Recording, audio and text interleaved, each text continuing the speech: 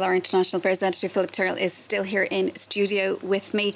Philip, we've been hearing there in Brian's report the plan for what happens over the next 10 to 12 days. It was set out as far back as the 1960s. Tell us a little bit more about the protocol. What's going to be happening between now and her state funeral?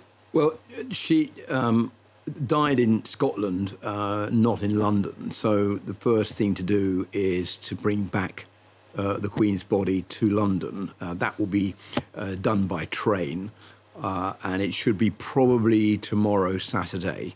We're still waiting for real fine details to come out about this. You have to remember that all of this has been planned, as you were saying, since the 1960s, particularly since 2018. The Queen has herself been involved in the planning of her funeral and the way it's going to take place.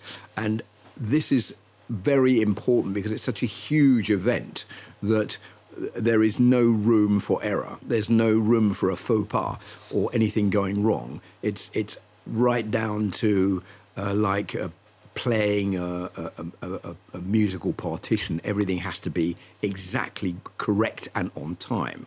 So the Queen's body will be brought down to London by train. It will then be taken to Buckingham Palace, where it will remain for a day or two and then come to Westminster Hall, which is inside the Palace of Westminster, which is where the government sits and where the House of Lords sits. And that is where the public will be able to come to pay their respects to the Queen for about 4 days or so.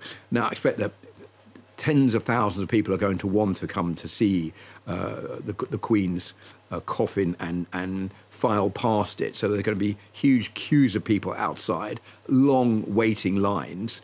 But I think this is something that is going to be necessary for a lot of British people who will need to go there to pay their final respects to the Queen. Once that mourning period is over, then the ceremony will take place at Westminster Abbey, which is only a very short distance away from Westminster Hall.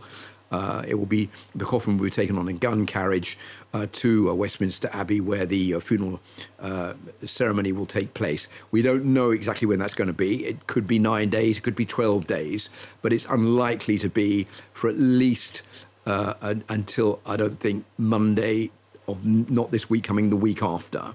And it's thought that it will probably be declared a public holiday in the UK.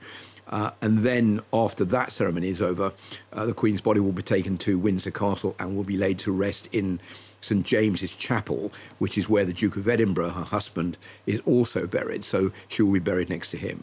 Okay.